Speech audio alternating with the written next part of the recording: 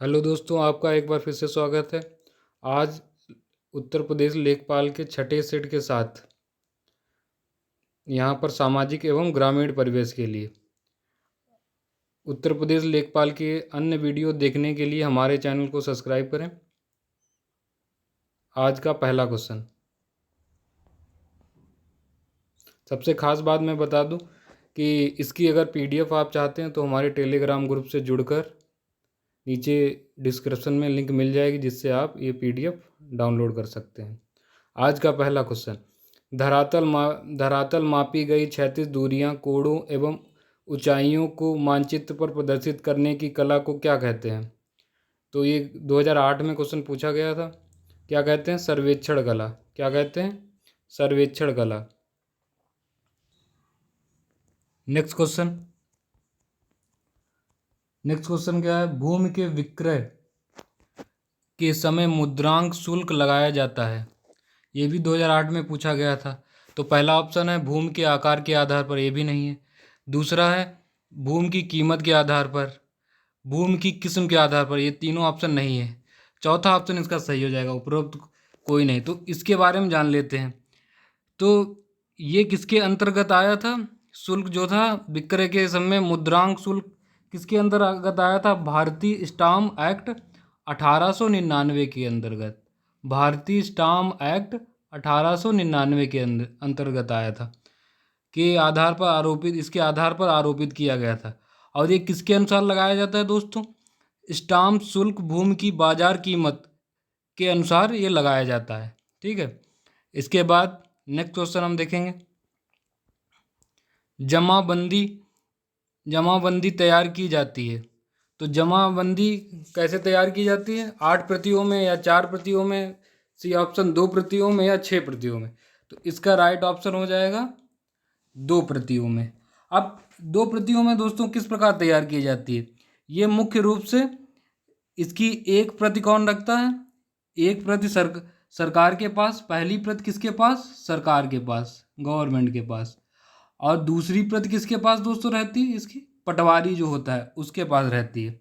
तो अगर क्वेश्चन आ जाए तो उसके बारे में लिख सकते हैं कि इसकी दोनों प्रतियां कहाँ कहाँ? एक गवर्नमेंट के पास और एक पटवारी के पास। इसके बाद नेक्स्ट क्वेश्चन,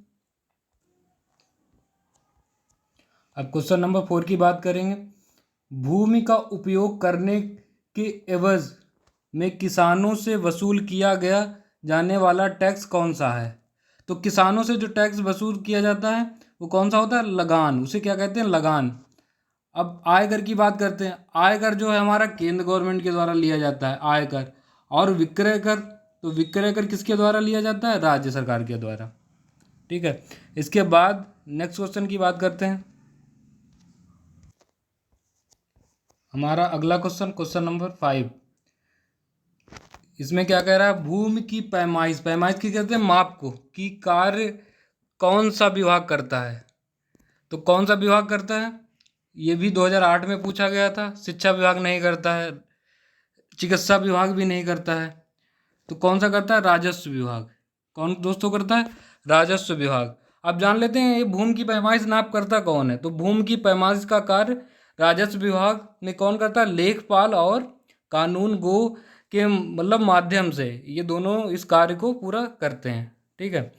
इसके बाद next question, question number 6, MNREGA के अंतर्गत सामग्री संगठन के मामले में केंद्र और राज्य सरकारों के किए गए निधिकरण का अनुपात कितना होता है? तो दोस्तों ये सिंपल सा आंसर हो जाएगा इसका, डायरेक्ट आंसर 75:25। कितना? 75:25। यहाँ 75 किसके लिए? केंद्र के लिए, और 25 किसके लिए? राज्य के लिए। इसके बाद अगला क्वेश्चन, क्वेश्चन नंबर 7। अब ये क्वेश्चन क्या है? ये भी 2015 की लेखपाल भर्ती परीक्षा में पूछा गया था। तो इस क्वेश्चन की बात कर लेते हैं। मध्य भोजन कार्यक्रम के अंतर्गत विद्यालय स्तर पर बच्चों को न्यून भार की प्रतिशतता का आकलन किस आवृत्ति पर किया जाना चाहिए? तो ये प्रतिशतता का आकलन की आवृत्ति क्या होनी चाहिए, अर्धवार्षिक। अब इसके बारे में जानते हैं क्या हुआ था। यह योजना 15 अगस्त 1995, कब, 15 अगस्त 1995 में शुरू की गई थी, तथा इस योजना को क्या किया गया था, 1997 और 98 में समस्त ब्लॉकों में लागू कर दिया गया था। और इस योजना में भी जो रेशियो होता है, केंद्र का 75 और राज्य का 25 इस योजना में होता है। ठीक है, इसके बाद नेक्स्ट क्वेश्चन, इसके बाद अगला क्वेश्चन, एक व्यक्ति के लिए पंचायत का सदस्य बनने के लिए न्यूनतम आयु कितनी होती है। तो न्यूनतम आयु कितनी, 21 वर्ष होती है। और 18 वर्ष के लिए जब हम मतदान के लिए, 18 वर्ष किसके लिए, मतदान के लिए, और 25 वर्ष प्रधानमंत्री बनने के लिए, और उसके बाद 30 वर्ष किसके लिए, राज्यसभा के लिए होती है। ठीक है, इसके बाद next question, question number 9, Uttar Pradesh में एक वर्ष में न्यूनतम कितनी ग्राम सभाएं होती हैं। तो ये न्यूनतम ग्राम सभाएं कितनी होती हैं दोस्तों, एक वर्ष के अंतर्गत 2 ग्राम सभाएं कह लो या आम बैठक। तो पहली बैठक कब होती है, रबी की जो फसलें होती हैं उनके कट जाने के बाद, और दूसरी कब होती है, खरीफ की जो फसलें हैं उनके कट जाने के बाद दूसरी बैठक होती है। तो 2 बैठकें मुख्यतः होनी चाहिए। ठीक है, इसके बाद अगला क्वेश्चन, उत्तर प्रदेश के उच्च न्यायालय के मुख्य न्यायाधीश की नियुक्ति कौन करता है। तो नियुक्ति कौन करेगा, भारत का राष्ट्रपति करता है। अब ये अनुच्छेद 217 के अंतर्गत आता है। किसके, अनुच्छेद 217 के अंतर्गत क्या आता है दोस्तों, अनुच्छेद 217 के अनुसार भारत के मुख्य न्यायाधीश और राज्य के राज्यपाल के कहने पर राष्ट्रपति उच्च न्यायालय के मुख्य न्यायाधीश की नियुक्ति करता है। किसके कहने पर, राज्यपाल के और भारत के मुख्य न्यायाधीश के कहने पर जो हमारा राष्ट्रपति है वो नियुक्ति करता है, किसकी, मुख्य न्यायाधीश की। इसके बाद अगला क्वेश्चन,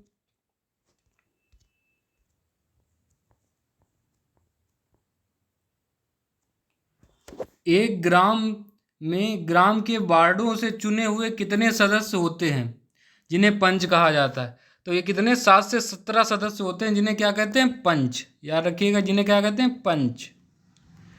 इसके बाद नेक्स्ट क्वेश्चन, इसके बाद क्वेश्चन नंबर 12, उत्तर प्रदेश की प्रमुख व्यावसायिक फसल क्या है, जिसके द्वारा मतलब व्यवसाय सबसे अधिक किया जाता है। क्या प्रमुख है, गन्ना।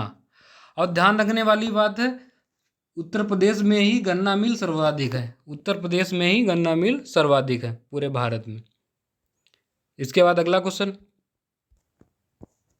क्वेश्चन नंबर 13, घरेलू व्यक्तिगत सौर जल हीटर सहायता योजना के अंतर्गत उत्तर प्रदेश में क्या प्रोत्साहन दिया जाता है। तो उत्तर प्रदेश में इसके लिए क्या दोस्तों प्रोत्साहन दिया जाता है, बट्टा।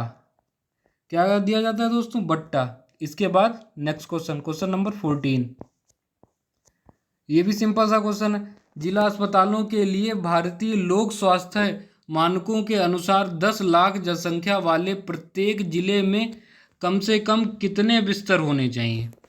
तो इसके लिए दोस्तों कितने बिस्तर होने चाहिए, 300।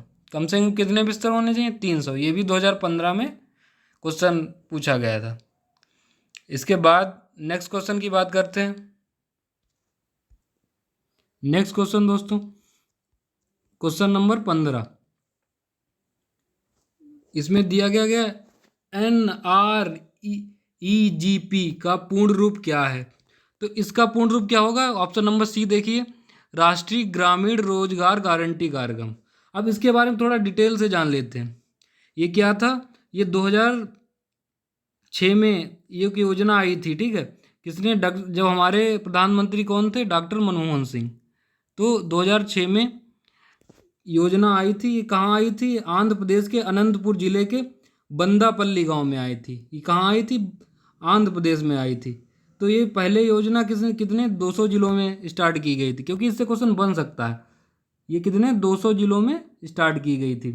फिर इसके बाद क्या हुआ दोस्तों, इस योजना को इसका 2008 में इसका विस्तार कर दिया गया।